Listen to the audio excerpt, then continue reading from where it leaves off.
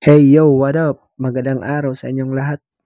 For today's video, tuturuan ko kayo kung paano mag-heat press ng sarili niyong damit gamit ang heat transfer vinyl mula sa HTV Ron. So, magdi-design tayo ng sarili nating damit. Gagamitan natin ito ng heat transfer vinyl from HTV Ron. Nabili ko ito sa online. So, ito yung mga materialis na ating gagamitin. Yung HTV. Gusto ko kasi ang brand ng HTV Ron kasi manipis lang yung vinyl. So sa akin yung gagamitin ko is yung dry fit or polyester na tela kasi mas presko ito at mas magaan. So ano pang hinihintay natin? Let's do this! So yung first step na gagawin natin is ika-cut muna natin yung heat transfer vinyl sa size ng A4.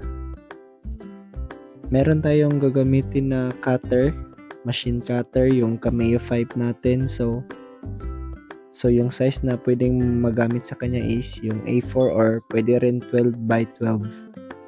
So susukatin lang natin yung HTV at ika-cut na natin. Size lang ng A4.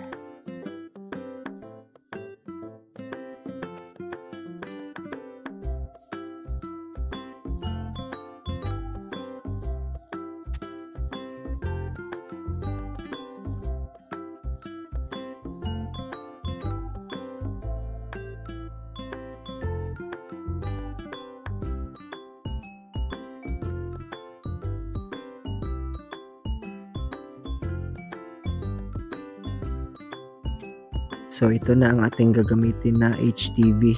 Ito ay nakakat na sa size na A4.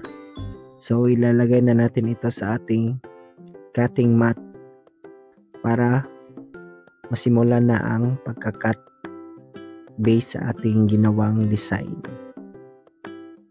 Sa paglalagay ng HTV nyo sa cutting mat, kailangan yung glossy side nya is yung nasa ilalim. So dapat yung design nyo is naka-flip horizontally kasi babaliktarin natin yan pag apply natin sa damit. So makikita nyo naman yung glossy side nya, dapat yun ang nasa ilalim at yung matte side nya is yung nasa ibabaw.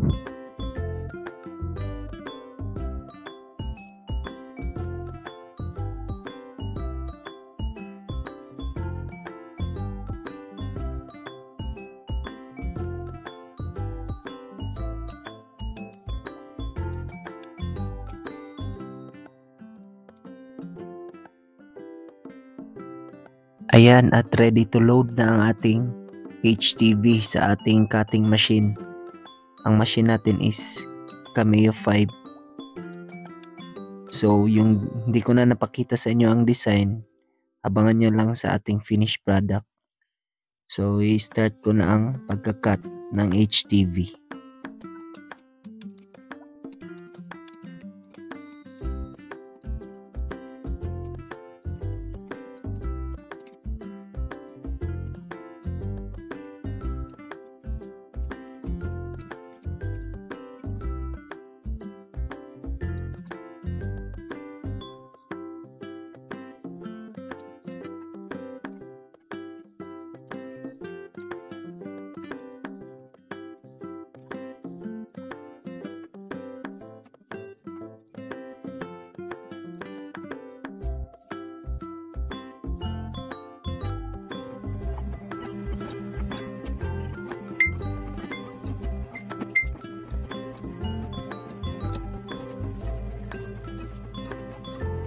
So ito na yung HTV na na-cut ng ating machine. So ito yung glossy side or yung pang ibabaw.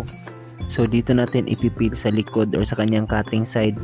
Aalisin natin yung sobrang HTV para yung maiwan na lang is yung design na ginawa natin. Ang kinagandahan naman ng HTV Ron is sobrang lambot lang niya ipil. Madali lang itong ipil at walang naiiwang bakas sa kanyang film.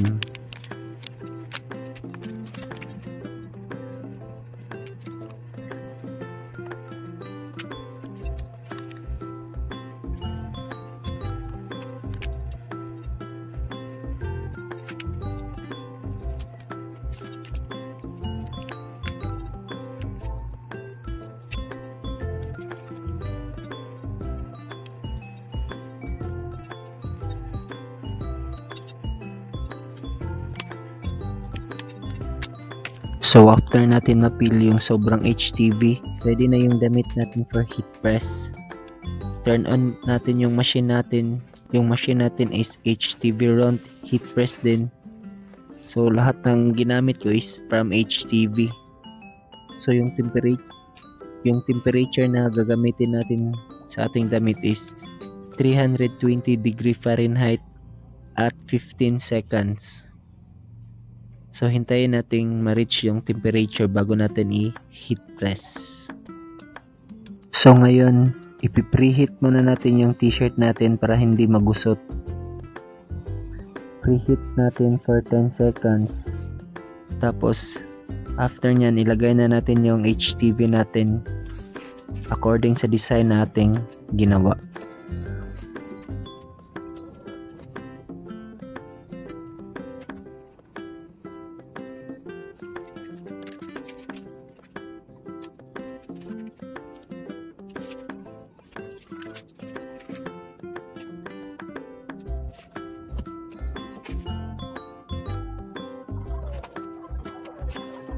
Yung HTV natin is cold feeling.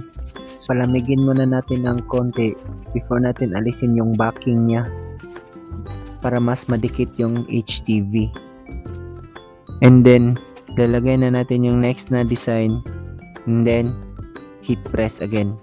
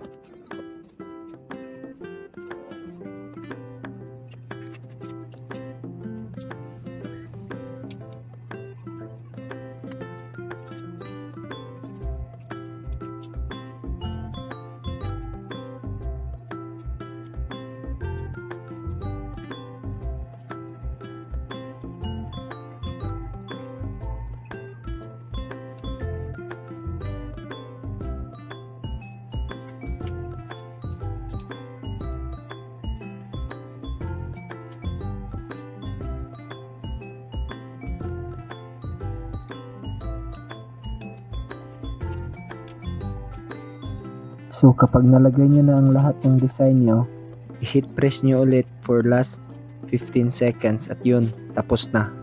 So ito na yung finished product natin. Diba ang ganda tingnan? Temperature is 320 degree Fahrenheit at 15 seconds. Ito na yung output. Sobrang wow!